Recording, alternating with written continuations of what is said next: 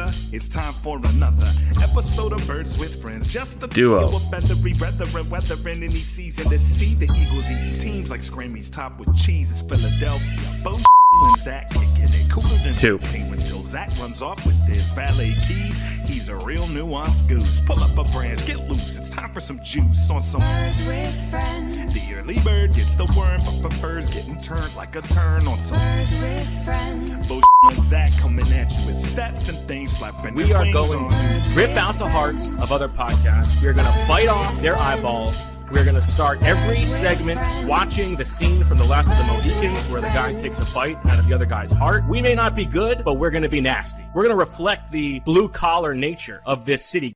Did you notice which undrafted rookie got a couple snaps with the first-team defense today? Was it Reed Blankenship? It was. I think Camp Crush? I think I gotta cement it. It's not quite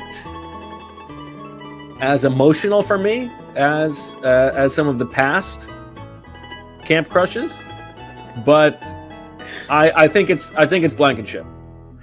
He's from Middle Tennessee State. I don't know. This is not. If you're going to typecast the guy, you might not expect that he moves that great. I think it seems like he's got fairly good instincts. It's very difficult to judge linebackers and safeties in training camp, no doubt. The hardest thing to judge, I think. But he seems like he has good instincts against the run. When I watch him, he's always not a lot of hesitation, and he's going to the right place. The leading tackler in Middle Tennessee State history. I think he's showed up well for himself. I'm looking forward to seeing him in the preseason games. I like a Blankenship. I'm willing to make him my guy. Hello, everybody, and welcome to Birds with Friends. It is 3:23 in the morning, and Marissa has been grinding the tape, putting together that Reed Blankenship clip as a surprise. What a performance out of Marissa. What a performance out of Reed Blankenship stepping in for CJ Gardner-Johnson. We can get to that. We will talk about everything that we can about the Eagles' 40-33 victory over the Green Bay Packers, their season high in points. A huge day on the ground, and a huge day for Zach Berman, who is looking no worse for wear, sharp as ever, handsome, and ready to talk about the 10-1 Eagles. Zach, how are you? I'm doing well. Looking forward to finishing this podcast. I was going to do a bit at the start where I pretended to be asleep and then woke up, but I couldn't follow up Marissa's the great job by Marissa. Work with that. So this was a big win for the Eagles, and it was a big win not just because it's your next win, it's the 10th win, you could say that, but the way they played on offense, it was so impressive. Like, we could spend the next hour going for you to through, be impressed with an offensive performance. That must be something. Going through record by record for which they broke. The term that Jordan Mailata used in speaking to him in the locker room was imposed our will. And I thought that was a good way to put it, because it's very seldom that you have a running back who sets his career high in rushing with 140 plus yards, and he's not even the leading rusher on the team that day. I thought that was a very Miles Sanders thing to happen. Yeah. That you have to go back. The last time the Eagles rushed for this many yards in a game, Harry Truman had just beaten or had just been reelected like 20 days earlier. So it speaks to how well they ran the ball, and I think they're going to play against defenses that are obviously better rush defenses than the Packers. This is a weakness of the Packers. That said, I think this time of year, when it's proof that the lines of scrimmage matter so much, and the Eagles were the better team on the offensive line. They were the better team on the defensive line too, but that truly made a difference in this game. You a big Truman guy? Am I a big Truman guy? You threw him in. Big Truman guy. Well, from his historical precedent, right? If you want to give reference to when something occurred, it's always good to throw the presidential administration in.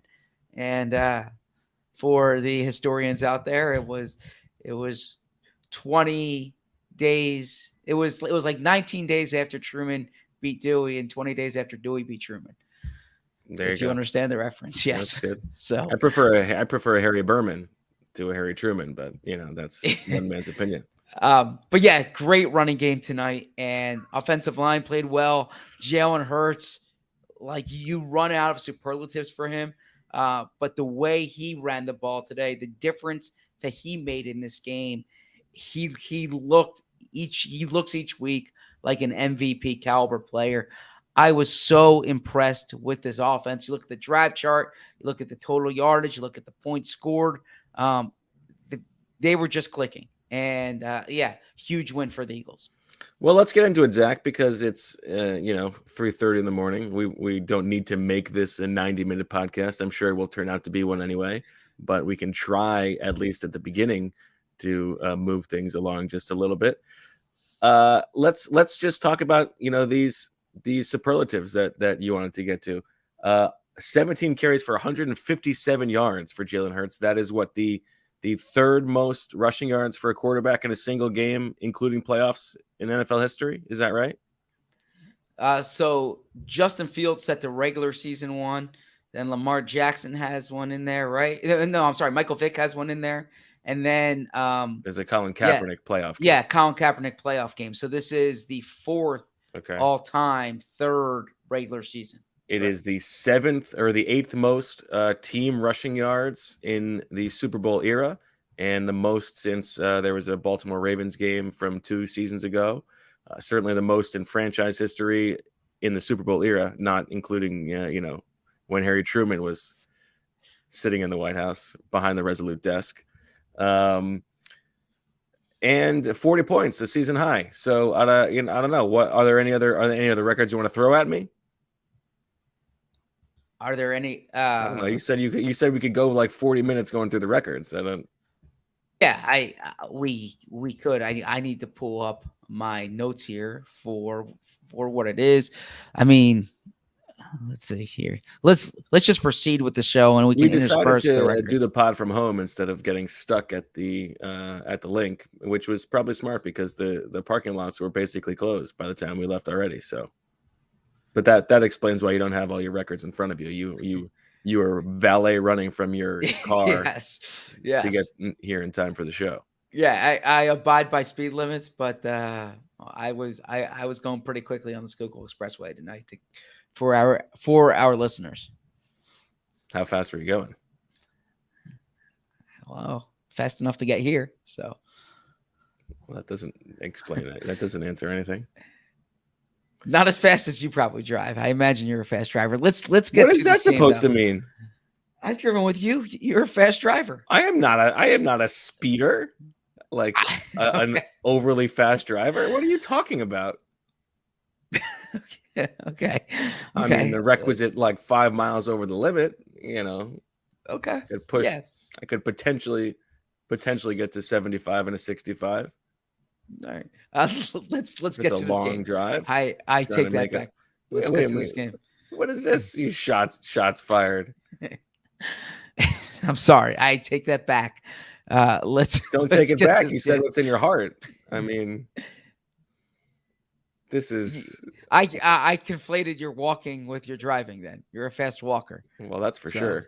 Yes, you get you in an airport, and your calves are hurting by the end. Yes. Well, I'm sorry. I'm not, Mr. Zach doesn't. I mean, you're the one who's just bragging about speeding home. What is Let's get back. Nonsense. Let's get to the show. Come on, let's roll. All right. Let's say the defense and just talk about the offense. And we do have to talk about special teams in this game, which really is a significant problem at this point. I thought Jalen Hurts was really good. One of the things that I like about Jalen Hurts that is different than some recent quarterbacks we've watched is that he is not like if he's not on right away, he's not. It doesn't mean he's going to have a bad game. We've seen this a couple of times now where he's his passes are just a little off at the beginning of the game. He's not fully calibrated. And then he settles in and turns things around. He only threw for 153 yards in this game, 16 of 28. There were a lot of throwaways, 2 touchdowns and no interceptions. But I thought he threw the ball well tonight. He made good decisions. You really can't. You said he's playing like an MVP. I think that's a reasonable thing to say. He wouldn't have my number 1 vote, but if you're voting 1 through 5, which is the new rule, yeah, he's on my ballot for sure. He's been awesome. Yeah. So as far as him running the ball, okay, there were 2 parts of his game that particularly jumped out at me, and that was extending drives and explosive plays. He had a season high 10 rushing first downs. And in terms of explosive plays, the Eagles use 10 yards as their metric there. And he had a season high 5 rushes of more than 10 yards. So he checked both those boxes. And the opening drive, which is such a crucial drive in the game, I don't want to say he's the reason they scored. There's 11 guys on the field. 2 big third down runs. 2 big third down runs there. Exactly. I found that to be critical there. The rushing numbers overall, they're weighed down a bit by that drive when they failed to convert, and they had the short yardage plays that were stuffed. But overall, he was getting chunk plays. He was such a difference maker on the field. And the other thing is he was just so calm that throughout the game. We joked, or I wrote about the meme in training camp at the same face, but he's like that throughout the game. Even, when AJ has the fumble, when it's 14-13, nothing changes with Jalen Hurts. And I'm trying to look, it's late at night here or early in the morning, a matter of perspective. I forget which coach said it Rachel one time. Just woke up to start doing some work. But someone said he's like a no pulse player, right? What was the expression? I don't know. You tell me. There was something along those lines, but that's what jumps out to me. Is a flatliner? Yeah, something along those lines. His running was such a difference tonight, and then his passing. Yeah, the pass to Quez Watkins, that was a money throw, right? Great throw. You know what else was a good throw to Quez Watkins? That one the crazy scramble when he's then rolling to his left and throws it to the back corner of the end zone, and it was incomplete. Yeah, he was like the only place he could have thrown it. It was a perfect throw for what he could do from there. Yes, and I thought that it was an interesting comparison of that throw to the interception he threw in the Bucs playoff game. When he's rolling to his left, and Devontae's open, and he just doesn't have the arm to get it there, and then it gets picked off. I thought that was like, oh, okay, he's figured things out here. Yeah, you're correct about that. You see that progression, and then the other part too is he uses this metaphor, or that when he compares the Eagles offense to a fancy restaurant where they have the steak and then they have the catch of the day, whatever it may be, and you can choose different weeks. But that's the same thing for him. There are going to be weeks where we've seen he throws for 300 yards. He did that against Washington. He did that against Minnesota, right, where he threw for over 300 yards. And then he's going to have games when he has big games running, and it really depends on the situation. One thing that jumps out to me now, and it's a 2-game sample size, which is small, but I think we've seen enough evidence on it, is that the way the Eagles are compensating for Dallas Goedert being out is by using Jalen Hurts on the ground more. I don't think it was merely a game plan specific thing with the Colts. I think you've seen it now 2 weeks in a row. It's not a coincidence. This is part of how they're moving the chains, how they're getting some of those easy completions to Goddard. They're now moving more to quarterback runs. You do the best job charting it in the press box, but more 11 personnel than they had when Goddard was healthy. So that's also what stands out to me is the way they're using his legs. Yeah, I have from charting it during the game, I have 11 of his 17 runs were called runs, which means 6 of them were scrambles. Now that includes a good amount of quarterback sneaks, and some of those are RPOs where he chooses to run. But yeah, I think that's exactly right, and we talked about that as a possibility leading into them playing without Dallas Goedert, was that if you can't count on Dallas Goedert to block a guy, then maybe you want Jalen Hurts to read the guy instead. And it's not all just reads, but I think that's a big part of things. We do have to contextualize this by saying that the Packers' run defense is really, really bad. They entered the game 29th in run defense DVOA, and they've lost guys over the past few weeks. So, I mean, there's a reason that the Eagles offensive line was able to so thoroughly dominate them, and we can get to Miles Sanders as well.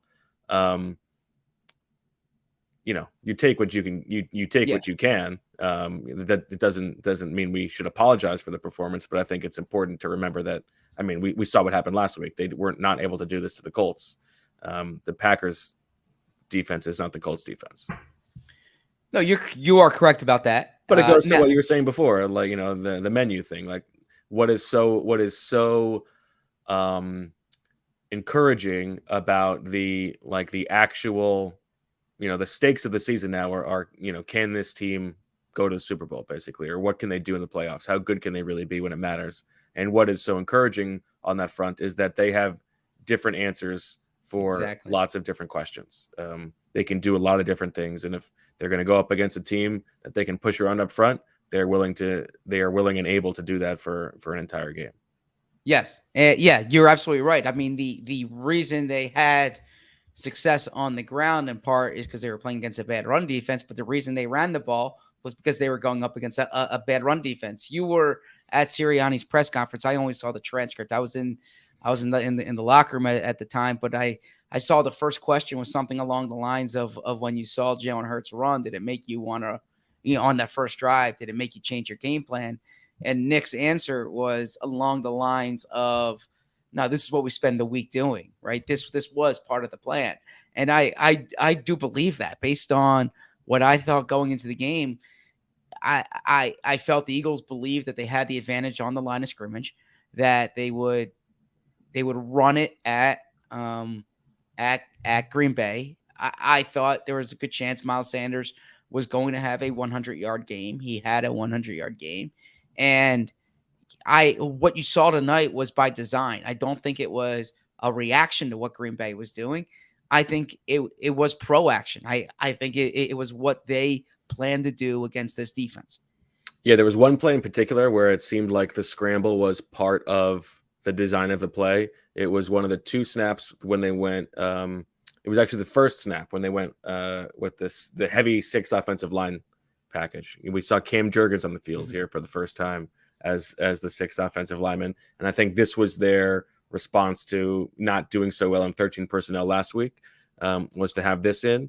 And it's a heavy package. It's 3rd and 2 from the 45, and Jalen Hurts drops back. It's play action. There's only Quez Watkins is the only guy out on the route, but he's running down the field deep to his left, which means that the entire space to Jalen Hurts' right is completely vacated. And so I think that play was designed as one read if Quez is open, and if not, it's going to be open for you to go. And he scampers for 42 yards down to the 3-yard line, and they score a touchdown 2 plays later. Great observation. Agreed. Well, Miles Sanders. Let's give him a little bit of love here. I think Miles Sanders. The floor is yours, Bo. Listen, I have been saying over the past few weeks, I think Miles Sanders is running better than I have ever seen him run. He is breaking tackles. He is being a little bit more decisive downhill. He is protecting the ball very well, as he's done all season. He's still there are still plays when he bounces outside when he doesn't need to, or runs out of bounds when he doesn't need to. Although I guess the clock was still running, so we don't need to get on it for that. I am no longer, the idea that like the offense would be taken to the next level with someone better than him. I think he is climbing up the ranks of running backs this season, I would say. But I do think it's funny that, again, like this is the best running game of his life, and he was still less productive than Jalen Hurts. So you mentioned the breaking tackles, yards after contact tonight. He had he averaged 4.5 yards after contact per run. That was his best since week 1. That jumped out to me. Matt LaFleur had a stat during his post-game press conference, and this wasn't Sanders specific, but obviously LaFleur, Sanders was a part of it. The flower. The Packers head coach Matt LaFleur said their people had 15 missed tackles by the Packers, right? And this was in his answer about how the Eagles had so much running success. Sanders was a big part of that. There was like a 20, there was a 25-yard run or thereabouts when the first contact came 4 yards behind scrimmage. He broke it, and then he had 20 plus yards run. He had 20 plus yards thereafter. That was a really good run. Yeah. And then you look at it in the context of the season overall. Now he has 900 rushing yards, right? So I have the stats in front of me here. His rush success rate is 47.5%. That's better than Saquon. That's better than Nick Chubb. That's better than Derrick Henry. It's not better than Josh Jacobs, who leads the league. But it shows you the type of year that he's having. Now, a big part of it, and I think Miles would tell you this, is playing in the offense that he plays in. Jalen Hurts had a lot to do with it tonight. The offensive line had so much to do with it tonight. But Miles Sanders has been value added to this offense. Definitely. And to be frank, when Gainwell's in there when Boston Scott's in there, they don't have the same type of juice in the running game that Miles Sanders gives them. Yeah, I thought Kenny Gainwell ran well tonight, and he's run well between the tackles. But yeah, he had 8 carries for 39 yards. That's 4.9 yards a pop. That's pretty good. Boston Scott had 3 for 24, 8 yards a carry. But Miles Sanders goes 21 for 143. I think that, I mean, we've talked about this is on a per carry basis. This is the most running back friendly offense in the league because of the attention that Jalen Hurts draws and because of the offensive line you're running behind. But I think you're right. He has been value added, and the fact that he has that open field juice gives them a little bit of a ceiling that they wouldn't have if it was just Kenny Gainwell running the ball. And he has cut down on missing the stuff that is blocked for him and trying to bounce things outside. I think he's no doubt run better than he ever has before. Would you rather have a 900-yard rushing season or a 60-catch season? Well, the season's not finished.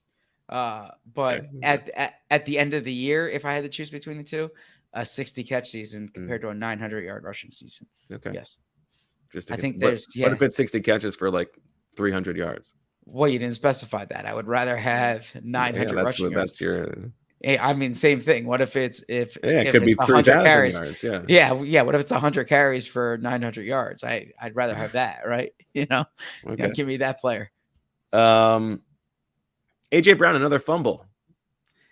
Yeah. So I was at a distance. This is a big play in the game. Agreed. Now AJ Brown, look, I'm not making an excuse for him, and I know he referenced this after the game that he did not have a week this week, right? He was in Puke City. Yeah, I believe I saw that what he said was, the ball handling was something he was going to work on this week, and he really didn't practice. And that is true. I mean, I can tell you on Friday, seeing him on Friday, and he was like not in good shape, in not doing well. He would. Yeah, I think we all understand that he's still in good shape. Okay. He spent his Thanksgiving in bed with a stomach bug. I think that he told reporters tonight that I saw he had a popped blood vessel in his eye. Yeah. And I saw he told reporters that it came from just throwing up so much, right? Mm. yeah, when I spoke to him Friday, We've already had he- our food poisoning discussion, right? Yeah. we have, yes. I'm an easy puker. Are you? Oh As yeah. Okay. What qualifies as an easy I puke? puke often. Not as much anymore, but I have an easy like puke reflex. Like sometimes brushing teeth will give it a gag. Okay, well then I'm like Jerry Seinfeld then. Like in that, I'm not like Jerry Seinfeld, but that Seinfeld episode where he said he was on this great streak. I'm an infrequent puker. Must be nice. I suppose so. Yes, haven't really put much thought into it. But AJ Brown was not doing well this week, and he had said that he said that affected him some tonight. Still costly fumble.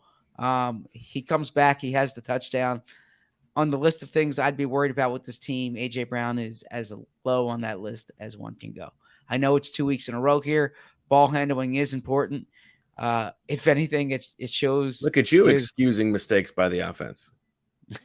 If anything, it shows you that Nick Sirianni, for as much as he says this is like coached and they emphasize turnovers more than or ball security more than any other team, basically, fumbles happen and they shouldn't happen. It was an inopportune time.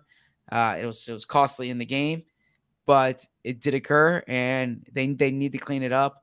But I would feed the ball to AJ Brown as often as possible. But what if he throws it up? Just like he did. That's what happened. They fed him the ball and he puked it up. There you go. Your story obviously focused on the offensive line. Is there anything we should get to on that front? So I touched on the running game and the offensive line. Hearing Jeff Stoutland's name kept coming up, and sometimes prompted, to be honest with you, sometimes unprompted. But it was. Of course, you entered this story with no intention of giving him any credit whatsoever.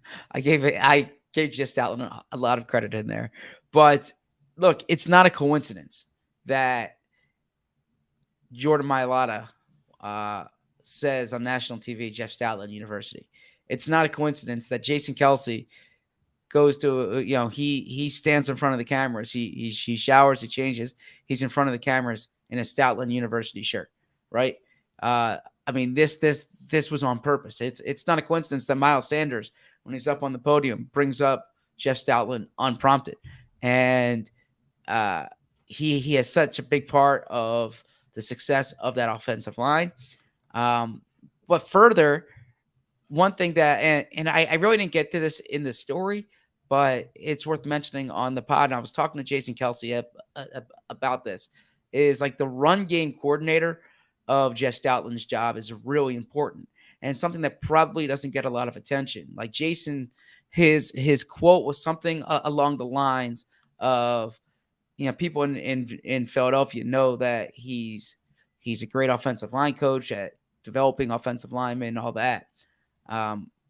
But he didn't know if they know or not how much of a role he has in the run game. Obviously not calling the plays, but certainly the play design and the scheme of that nature. So when you have 300 and plus rushing, 360 plus rushing yards, that has Jeff Stoutland's name on it. And that's a credit to Jeff Stoutland. And then the way the offensive line played. And, I was speaking to Lane Johnson after the game, and Lane says, like, if you look at college football, you look at the NFL, this is how you win games on the line of scrimmage.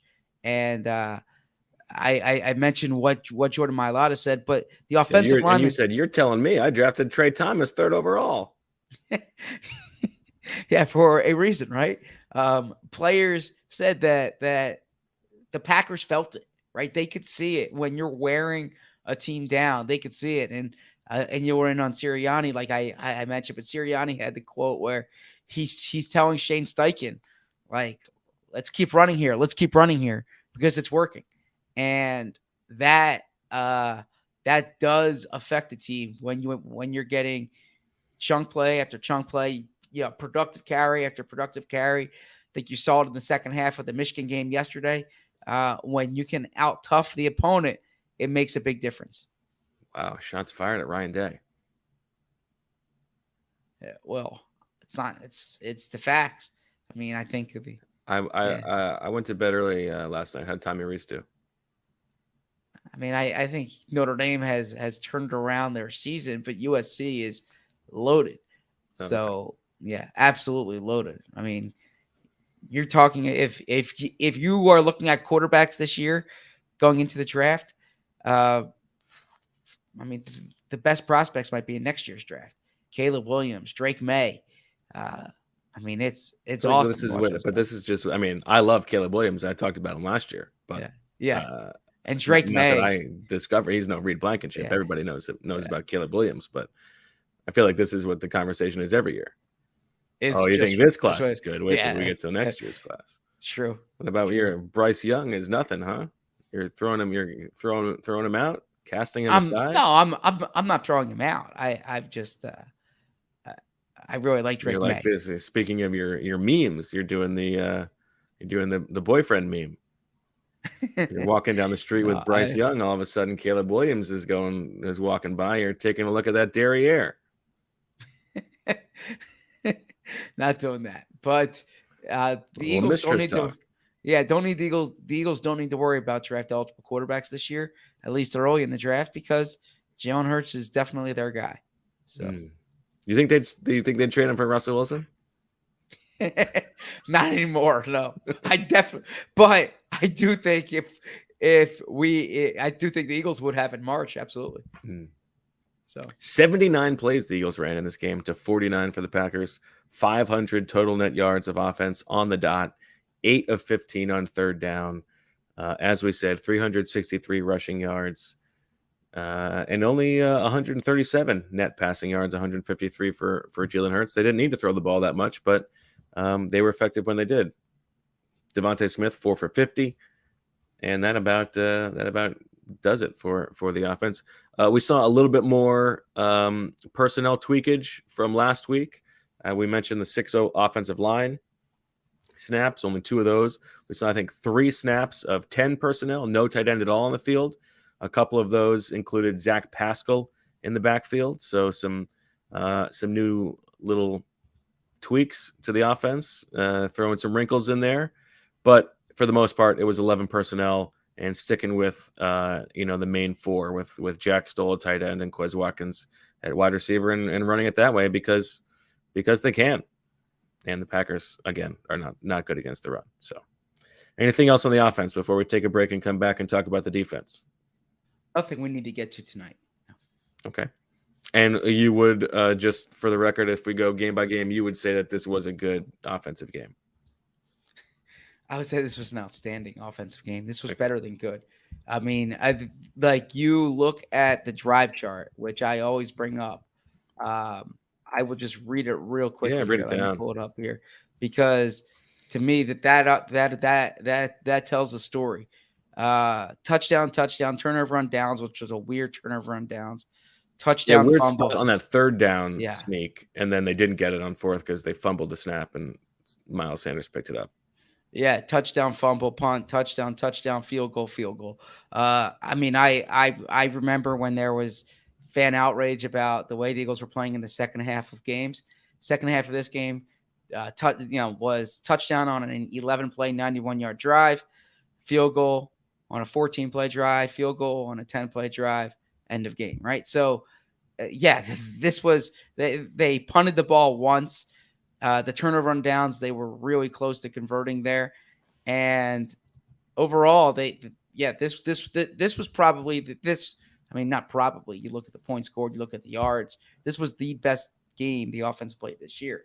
If you factor in opponents, you might look at the Vikings game or a different game, but overall, this to me was the best game that the offense played this year, and it gives you optimism because I think the way they played travels into January and perhaps even February.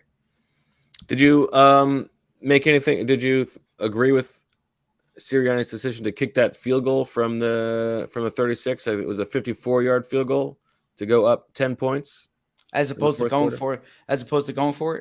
Yes. Or punting, I suppose. But I don't Well, think definitely he- not. Yeah, definitely not punting. And I saw that he said he wasn't considering punting. Sitpas was on the field because he's the holder. It wasn't a punting situation. I would have kicked the field goal there. I could see I could see the argument for going for it, but you have a good kicker. I thought it He was should fine. have- yeah, I thought it was fine. I thought I disagree with Matt LaFleur's decision to kick the field goal when it was 4th and 8. I think it was 4th and 8 from the 11 maybe. But I like Sirianni's decision there. I think it was 4th and 4 from the 15 when he kicked it. No, because there was the Yeah, penalty sorry. that got knocked out. It was a 4th and 3, I think, and then the penalty pushed it back to 4th and 8, and that's why he kicked the field goal. They were going for the 4th and 3, and they had the false start. Got it. Oh, you're talking about earlier in the game. Yes. Yeah. I thought you were talking about to cut it to 7 at the end. Oh no. Yeah, you're Gotcha. Okay. All right, let's take a little break. Come back. We'll talk about the defense and the coming out party for, as the Washington Commanders unleash their statue for a great safety. Another one is introduced in Philadelphia. With Masterclass, you can learn from the world's best minds anytime, anywhere, and at your own pace.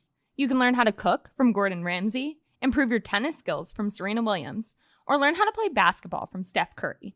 With over 180 classes from a range of world-class instructors, that thing you've always wanted to do is closer than you think. We all know from Bo's tennis story that he's good at tennis, but me, not so much. And getting to learn from the GOAT, Serena Williams, is so cool. I love the classes because you can start and stop them at any time. There's no pressure to finish it. It's really great, and it's really improved my tennis skills. I highly recommend you check it out. This holiday, give 1 annual membership and get 1 free. It's the perfect gift. We all are trying to save money this holiday season, so go to masterclass.com/firstdown and get 1 annual membership and get 1 free. That's masterclass.com/firstdown. Terms apply. After a holiday spent entirely in the kitchen, it's nice to know your meal plan is covered. And it's not just leftover turkey sandwiches. With Freshly, you get delicious, satisfying meals delivered fresh to your door. Just heat and eat. No cooking or cleanup required. And Freshly's Black Friday and Cyber Monday deals are some of the biggest and best of the year.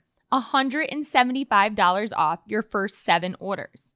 I've told you guys many times I'm not the best chef, so Freshly makes it super easy for me, and the meals taste so good. You can pick from a rotating menu of over 35 tasty, balanced meals for every dietary preference.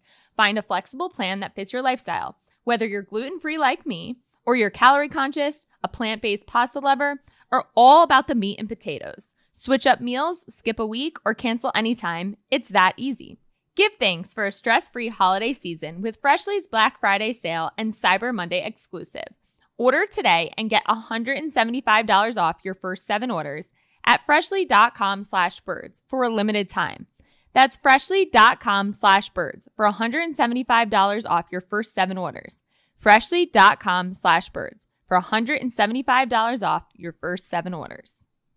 You hear from people who want to try CBD, but they're not sure if it does anything, or they're not sure it would even work. Well, if you've ever wondered whether your CBD was working, that means it probably wasn't working. Next Evo Naturals developed smart sorb technology, clinically proven to help your body absorb CBD 4 times better than regular CBD oil, because oil just doesn't mix with your water-based body. I've heard about how it helps with muscle soreness after a good workout or when first waking up in the morning. It can encourage body recovery and healthy inflammatory response, supporting healthy joint function with fast action and better absorption. The Smart Sorb technology improves CBD's ability to be absorbed, getting into your system in as little as 10 minutes. Most CBD oil achieves between 2% and 10% absorption, which means more than 90% of what you think you're getting is actually wasted. Well, Next Evo Naturals are scientifically formulated to deliver more CBD in a way your body can actually use it. Clinically proven to help 4 times better absorption. To help your body have a healthy inflammatory response, try the new Revive CBD complex, which adds the benefit of curcumin with CBD. They use clinically proven SmartSorb CBD and combine it with a patented curcumin blend to promote a healthy inflammatory response and help you feel restored. The curcumin C3 complex is 20 times more absorbed than regular curcumin, so you get the amount your body needs. Only Next Evo has the combination of high absorption ingredients.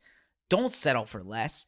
Get your supply of Next Evo Naturals Revive CBD complex today, or shop their gummies, capsules, and mints, proven to absorb 4 times faster than standard CBD oil.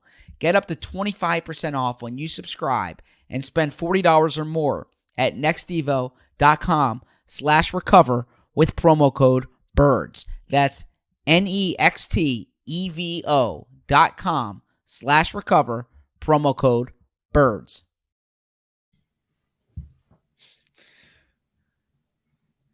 Oh, were you back? We are. Sorry, I fell asleep. I had a dream you were talking about Kirk Coleman. Because of curcumin, right? Kirk Coleman. Curcumin. Well, speaking of safeties, Zach, the Eagles had an injury at safety today. CJ Gardner-Johnson, the league's leading interceptor with 6 on the season, goes down with a rib injury, does not return. No word yet on the long-term severity of that injury, but I think we would assume that if it knocks him out of the game, it's something that could potentially have him out for a game or two at least. And he was replaced by Reed Blankenship, who last week seemed to leapfrog Kayvon Wallace as the third safety, played 2 snaps in the dime package, comes in this game and was flying around. First play, he's on the field. They gave up a touchdown. They were in the red zone, but the next drive makes some tackles, flying around like a guy with his hair on fire. And then he baits Aaron Rodgers with an interception, the first undrafted rookie ever to intercept Aaron Rodgers. Makes a great play. It was not a perfect game. He committed a roughness penalty that I thought was ticky-tack. Was an unfair one, and then partially at fault for the long Christian Watson touchdown late in the game. Well, partially, but yeah. Okay. Well, I think that's a schematic thing because, I mean, yeah, like he takes a bad angle, but his initial responsibility, it seemed, was to cover over the top. And then it's Marcus Epps in solo coverage in the slot against Christian Watson. So I think that was a bad scheme, but you know, he's also responsible for it. Longest pass play the Eagles have given up this year. But what a performance. I think, you know, this, I mean, we'll get to the defense as a whole. They gave up 33 points. Let's not throw them a parade. But I think for a team that is so star-studded and has been so healthy over the course of a season, you're going to need these pop-up plays, pop-up games from guys at the bottom of the roster to step in and handle their business. And he did it. Yes. You're welcome. Yeah. Yes, I give him credit because to come off him being Reed Blankenship, to come off the sideline there, only 2 snaps in his career defensively before. You're up against Aaron Rodgers in your first game. Yes. And it's not as if you're preparing all. It's not as if you're preparing all week. And that's not true, Zach. You prepare to start even if you're not a starter. No, but I'm saying you're not like preparing for that specific role, right? It could be Marcus Epps who goes down. It could, and Chauncey Gardner-Johnson is a really talented player who plays he's a unique player as well. Blankenship he did what he needed to do out there. The interception was huge. I mean, huge play. I'll defer to you for all the Blankenship stuff because you handled it post game, but just hearing his teammates chant his name in the locker room when Reed. Yeah, it sounds like what I do at my house. And My son's name's Reed, by the way. That's not a Reed Blankenship thing. I'm not chanting for Reed Blankenship. I thought it was when you're reading books, you chant to yourself, read, read, read, read. True.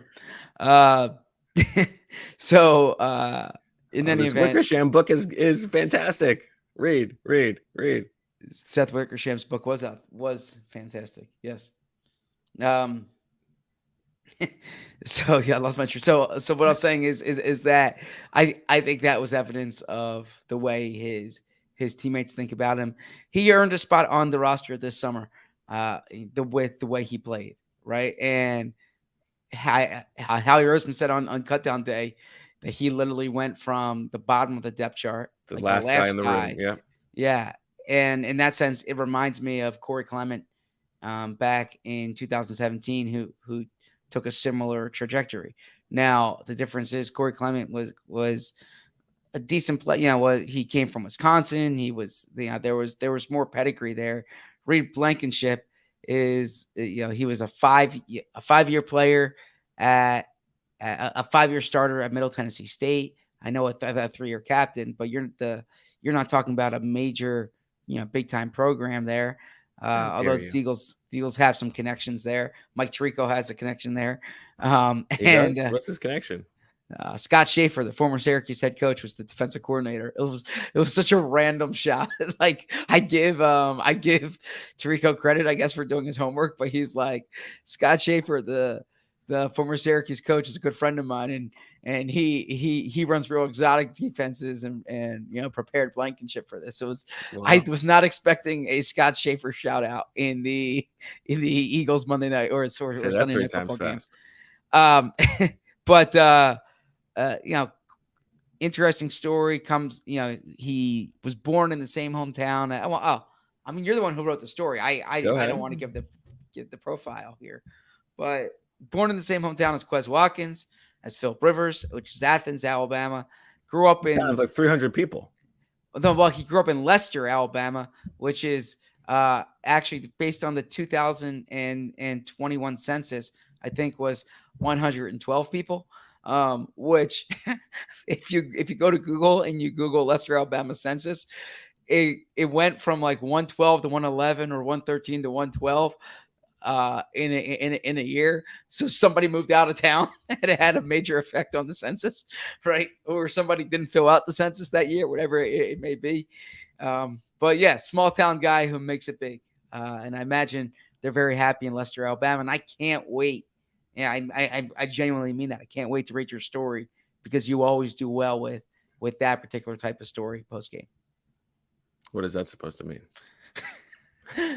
I knew that's a compliment. That's a compliment. You post game, a lot of people just kind of scratch the surface of a story like that, yeah, right? We'll see. I still got to write it, and it's 4 in the morning, so I my hopes are not super high. But. So then don't get defensive about things you don't need to be defensive about, and just let the podcast roll. Okay. Yeah. You know what his nickname is? Oh, I want to read about it in your story. Okay. There's your tease. Find out what his nickname is. Find out what his parents said after the game. That is a tease right there. That is definitely a tease. Okay. Otherwise, Zach, not the most inspiring defensive performance, I think it's fair to say. Yeah, not they at gave all. up 33 points. Aaron Rodgers completes 11 of 16 for 140. Then Jordan Love comes in after Aaron Rodgers suffers a rib injury of his own and goes 6 of 9 for 113 yards and a touchdown. They did also intercept Aaron Rodgers on the first possession of the game. Darius Slay almost got his Mount Rushmore pick from Aaron Rodgers. Instead, he tipped it to Josiah Scott, who held on to it. I believe that was the first time Aaron Rodgers had thrown a first possession interception since the Millard Fillmore administration. But other than the turnovers, Zach, which was key, they win the turnover battle thanks to that. Not the most inspiring defensive performance. No, and the big problem to me was the explosive plays, right? Because that's something that the Eagles care quite a bit about. Jonathan Something Gannon's you care on about. record about You it. created a stat in True Media for this. Well, yes and no. I mean, True Media has every type of stat, but they use the explosive play index, 16 plus yards passing, 12 plus yards running, which Sheil has always referenced in the past. But as I said in a previous podcast, the Eagles do 10 plus yards rushing. So all the explosive play tab that's already there, it doesn't work if you're talking about it from the Eagles' perspective, right? And so I want to view it within the frame of reference that the Eagles coaches view it. So I had to manually create a stat there. So I have a stat in my thing, Eagles explosives against, right? And it was 10 in this game. And that's tied for the second most that they allowed this season. But it wasn't, one thing that the Eagles also do, I had spoken to Sirianni about this a few weeks ago, is they add up all the yards in the explosive play too, to see the difference. And that accounts for major explosive plays. And when you look at the explosive plays they allowed, 63-yard touchdown pass to Christian Watson, unacceptable there. 23-yard touchdown pass to Aaron Jones on, a second and 20, a 30-yard, pass to Aaron Jones, a 20-yard touchdown run by A.J. Dillon. So these high leverage plays, and that's because the defense is designed or supposed to be designed to limit those. So too many of those tonight. And then a few third downs that they need to get off the field on. The flip side to that is 2 takeaways. The Eagles think that if they can get 2 takeaways in a game, it really improves their chances of winning. And, they were major takeaways tonight. And then I thought they did a good job overall pressuring the quarterback. Here, let me pull up the sack numbers. Here they had 3 sacks. They had 5 quarterback hits. So, yeah, that had a major effect in the game. And so that was the positive there, but definitely the explosive plays were a problem. And then here, let me pull up third downs. The Packers were fine on third or were bad on third down, 1 of 7. So I take that back. Yeah, the whole first three quarters, they hadn't had a third down conversion. So I take back what I said. It was just that third down, the third down touchdown they had to get off the field. Is that what I'm thinking of? No, there wasn't a third down touchdown. Sorry. Yeah, that was late. Now, part of this is that the defense was put in some tough situations. There were some bad starting field positions that they had to deal with. One of them was the A.J. Brown fumble, but also some of the long kickoff returns against the special teams, which we can talk about. But I think your point about the explosive plays sort of negates that. Like it's not something that can just be blamed on poor starting field position. They did not play super well in this game as a whole. Well, to the point about the field position, in particular in the first half, I think that kind of showed like why this defense is structured the way it is. When there was longer fields, they were able to do better because they forced the Packers into mistakes, whether there was a penalty, whether it was a turnover. And then when Packers had shorter field, there was less margin for error there for the defense, and the offense capitalized. So yeah, that the short fields definitely had something to do with it, and special teams factors into it, of course. But the explosive plays in the second half, there was a chance there when the Eagles could have and should have put the Packers away, and they didn't do a good enough job of it. And the Jordan Love drives, Packers were moving the ball a bit there. Yeah, I kind of like the Jordan Love. Throws a good ball. Yeah. I thought it was an interesting, game plan wise. The Packers were doing a lot of heavier formations that allowed the Eagles to stay in their odd base with only 4 defensive backs on the field. 5 defensive linemen and 2 linebackers, which I think is probably an advantage for the Eagles defense, as opposed to spreading things out and making them have either Josiah Scott on the field or have even fronts. And I think 4 of those 6 explosive plays you talked about for the Packers came against even fronts, including that 20-yard touchdown run by A.J. Dillon. So weird game plan stuff from the Packers, I thought, considering the advantages here in terms of personnel stuff. Linval Joseph played again and was the only nose tackle. He probably played a few more snaps than they would have liked, I think. Dominican Sue did not play quite as much as last week, I think. Robert Quinn continues to be very low on the totem pole, and was not much of a factor. They got to figure something out with him. But Brandon Graham, we also saw a couple of wrinkles where I think they got a sack this way. They had a 5-man front where it was Brandon Graham basically over the nose, along with Cox and Hargrave next to him, and then Joshua and Hassan Reddick rushed from the same side. They overloaded the quarterback's left, and they got a sack that way. So it's just good to see some of these new wrinkles change things up for the front. Well said. A quick thing I just want to add, because it would bother me if I didn't clarify what I was speaking about. Third downs, they were fine. Oh, okay. The fourth down where they need to get off the field was actually the play when Gardner-Johnson got hurt. But I think it was a 4th and 5. Aaron Rodgers stays on the field. And if I haven't gone back and watched the game, but if memory serves, they moved Christian Watson inside. And TJ Edwards was essentially over top Christian Watson. Probably more of his own look there. But still, Christian Watson was like you could see as the play was developing, they don't have an answer for Watson here. And that's when Rodgers hits him down the seam or up the seam, however you want to frame it. In the seam, Rodgers and Watson makes the catch. Chauncey Gardner-Johnson hits him there, gets hurt on the play. But the Eagles need to get off the field there. 4th and 5 there. And that was – it could have been a critical play in the game. So that's one that jumped out to me. But overall, they did well on third down defense. So I want to make sure that I clarify that, or else it would bother me to give bad information. Okay. Thanks for the clarity. Yep. Sounds like Jane's getting up. She's I'm exhausted. I'm trying so hard right now, but my mind is mush. It'd be nice if Jane could, give us another hour. It's 4:18 in the morning. What's the Soccer rush? starts at 45 minutes. Unbelievable. I'm on radio in 2.5 hours. Yeah, you got to just not do that anymore. I'm happy to do it. It's actually 3.5 hours, so I'm fine. Well, you got to at least,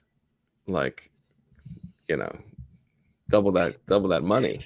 If they're going to ruin your Monday mornings, it's got to be worth your while. Now we're talking about. So special teams. I think people have been hanging on long enough to talk special teams. Sure. Not good. The coverage units are really bad. Yes. What strikes me is kickoff returns. No one no one returns kickoffs anymore, basically. Right? And the Eagles the Packers were taking them out deep in the end zone because they didn't think the Eagles could stop them. I don't know what it is. I think we're getting an average return of basically 35 yards on 5 returns for Keyshawn Nixon, including a long of 53. I don't know what the deal is. I think we're getting a little too late in the season to say personnel.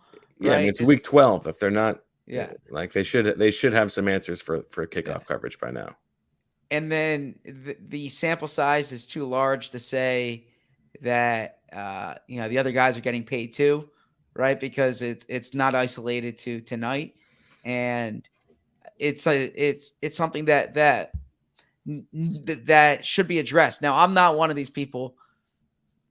It sounds like I'm accusing people when I say this. I'm not someone who was saying this is going to cost them in a playoff game, right? That I don't know if that's the case, but fire the defense or fire the special teams coordinator. That's let's be adults here. It's the middle of the season. They're not going to.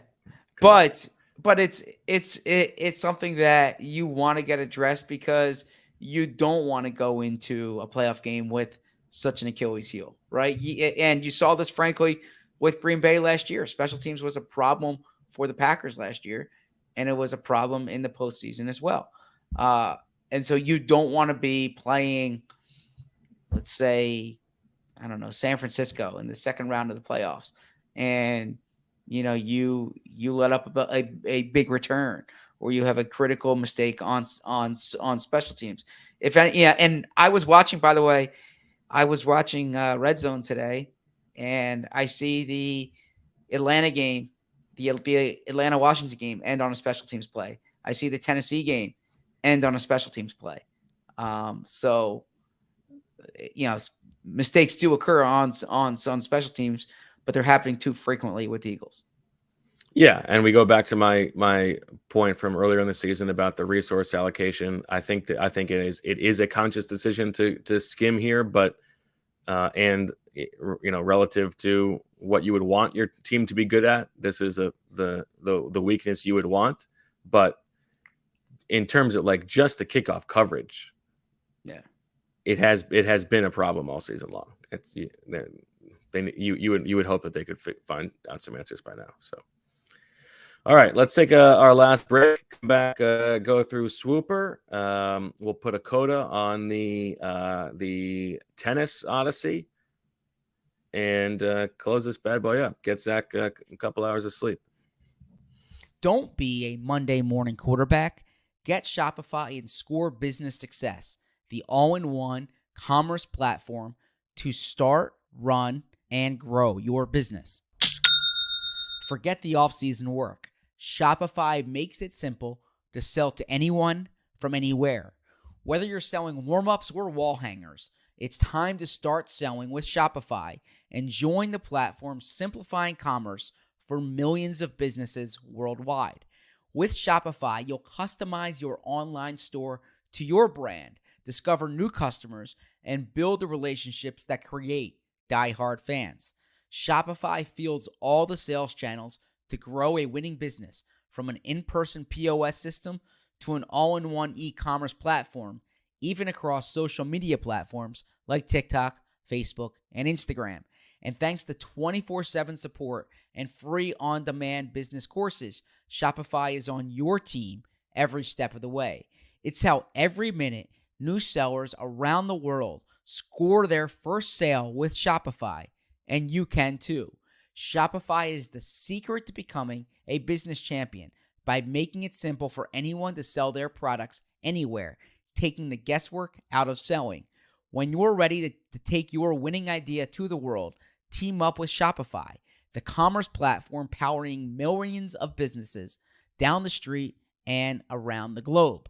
Try out Shopify for free today and start selling anywhere. This is possibility powered by Shopify. Sign up for a free trial at shopify.com/birds, all lowercase. Go to shopify.com/birds to start selling online today. Shopify.com/birds. Do you like to unwind with our podcast and a nice glass of wine? First Leaf makes it simple to discover new wines you'll love. They learn your tastes, then deliver quality wines right to your door. Take it from me. We had a shipment come. My wife was so impressed that all of a sudden I had taken this interest in wine, and she so enjoyed this collection of wine. She brought it to a BYO. She served it when friends came over for dinner. Forget driving to the wine shop. Forget shopping by the label. And forget overspending on bottles you don't like. With First Leaf, you rate each wine you receive with a simple thumbs up or a thumbs down.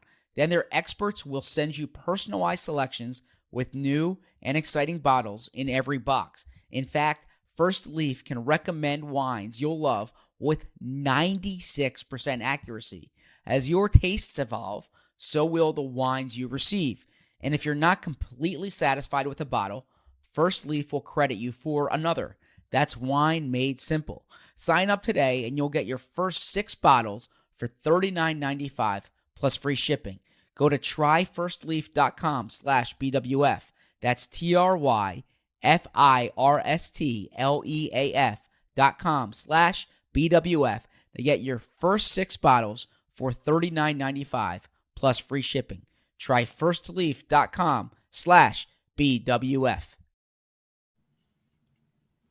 All right, welcome back to Birds with Friends. Zach, can you name Harry Truman's vice president?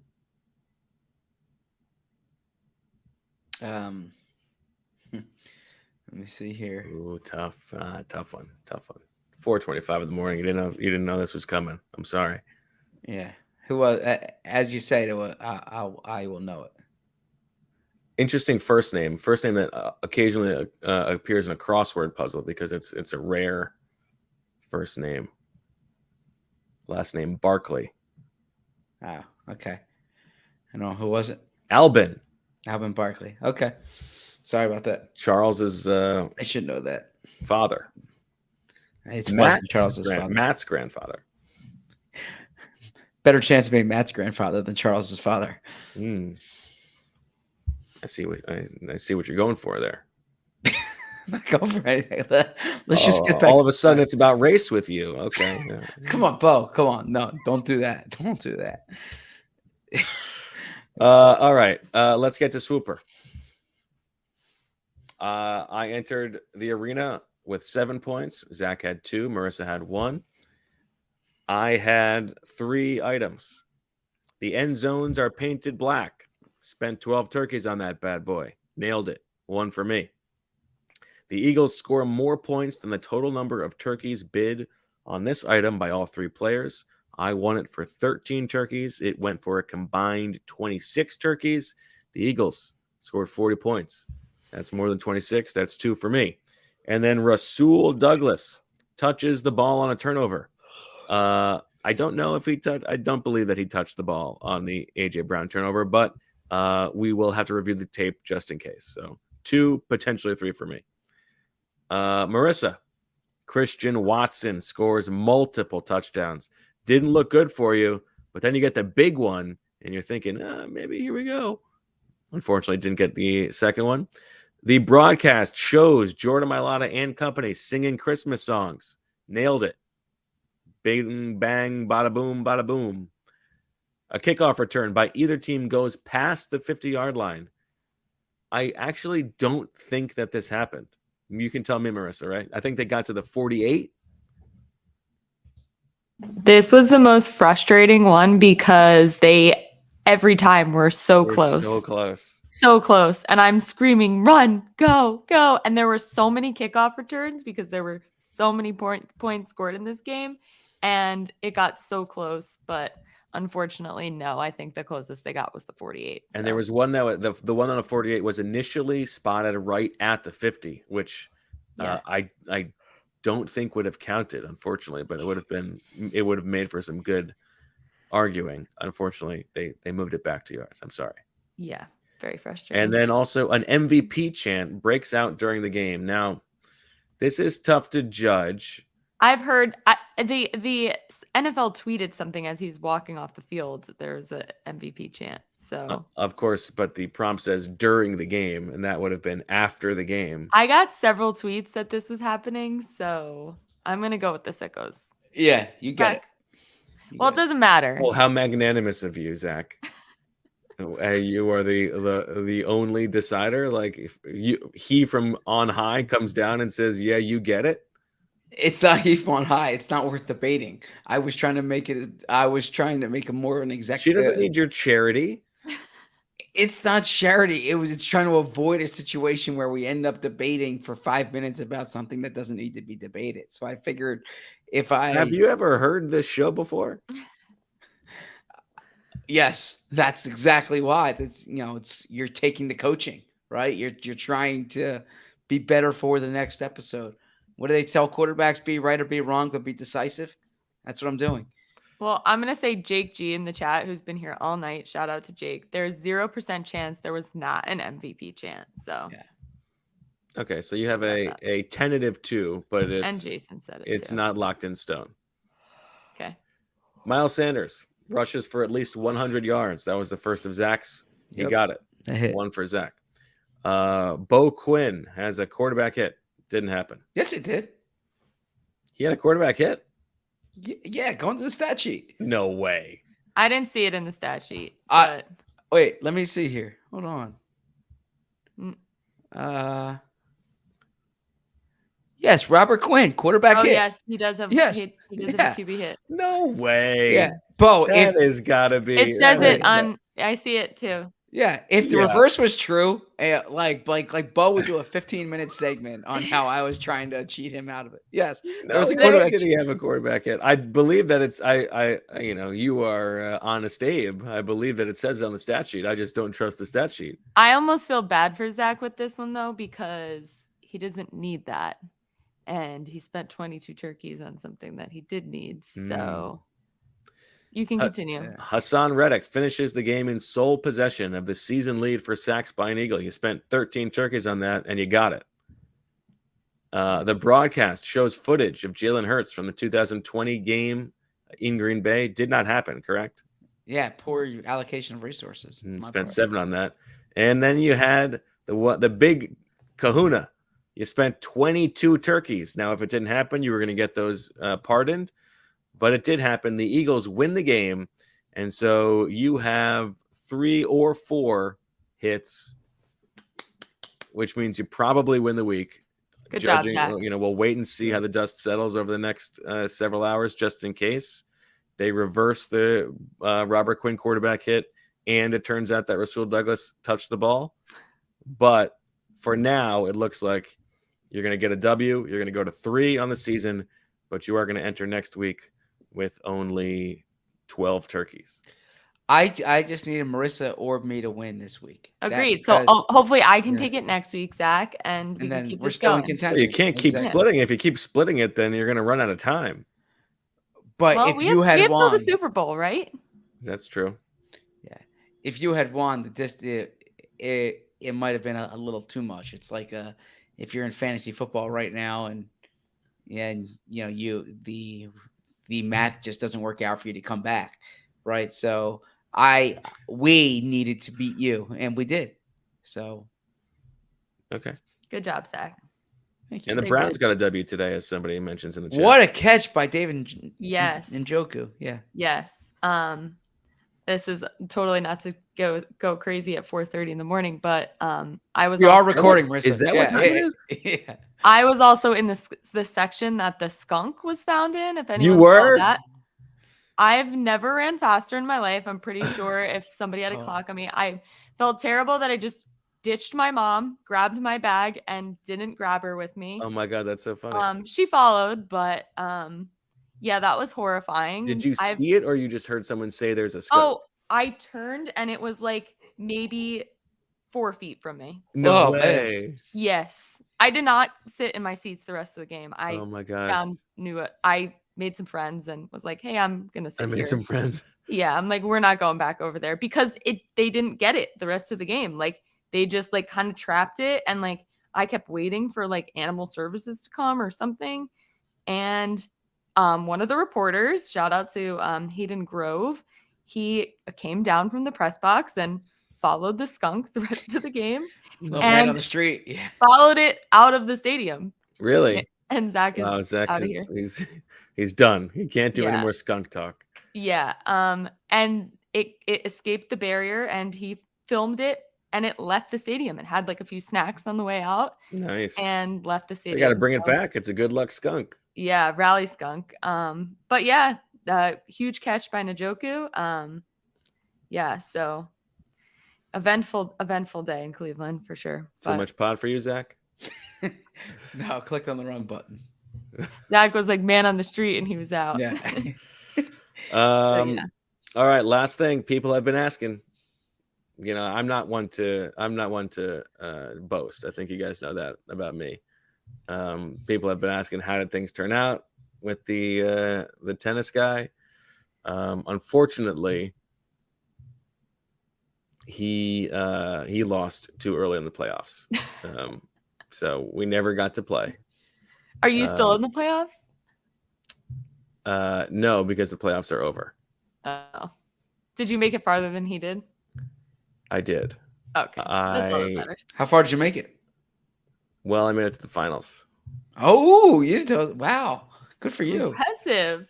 And I won. Oh, burying the lead. Look at wow. That. Congratulations. So a little comebacks for that guy. Champ. Congratulations, He's got to get that email, say, oh, Bo Wolf. I mean, listen, probably not the level I should be in. Also, I'll move up a level. That'll be better. But I'm just happy that guy will get that email. And where's your crown? And maybe I can get the late cancellation stricken from my record. That's what I would like as my prize. And did you go? First off, congratulations.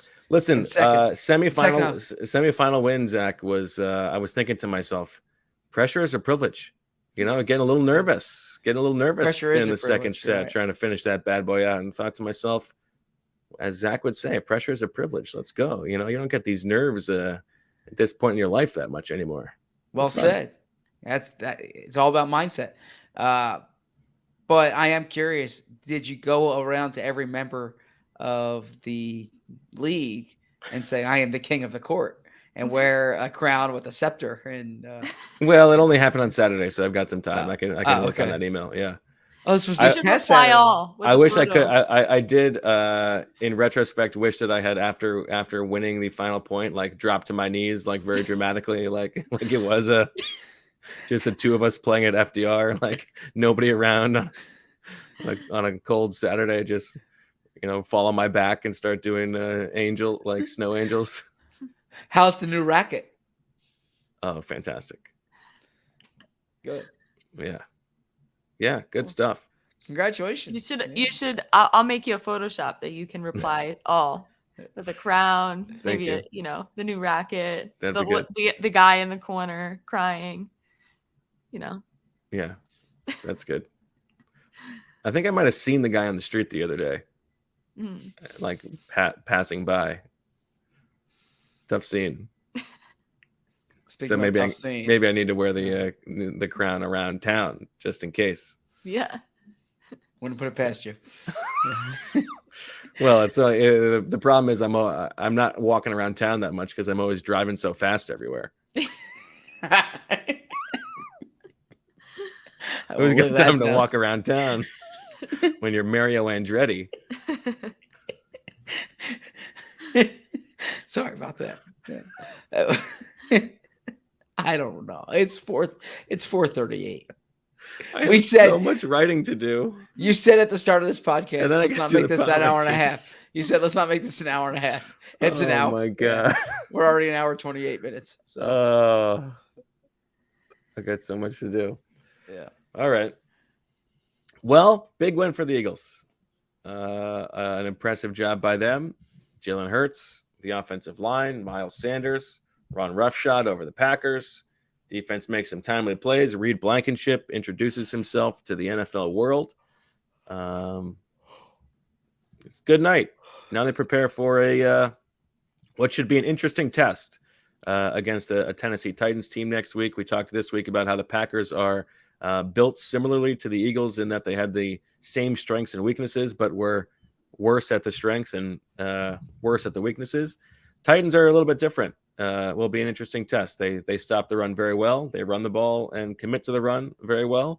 We've got the A.J. Brown return game, so it should be an interesting week. And Zach's got a radio hit in a couple hours, so he's got to get going. 8:10 a.m. 97.5 The Fanatic. Please listen.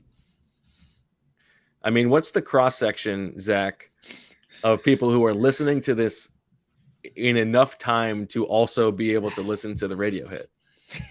I suppose we'll find out. If you're listening, send me a message. Yeah, if you are able to listen to this live and catch that live, please reach out to Zach on Twitter, #underdogs in my underwear. So, for Zach and Marissa and Harry, I'm Bo. We thank you for listening. The Eagles are 10-1, the best record in the league. We'll be back later this week at some point. Tuesday, Wednesday, someday. Who knows? For everybody, we thank you for listening. We'll talk to you later. And as always, we love you.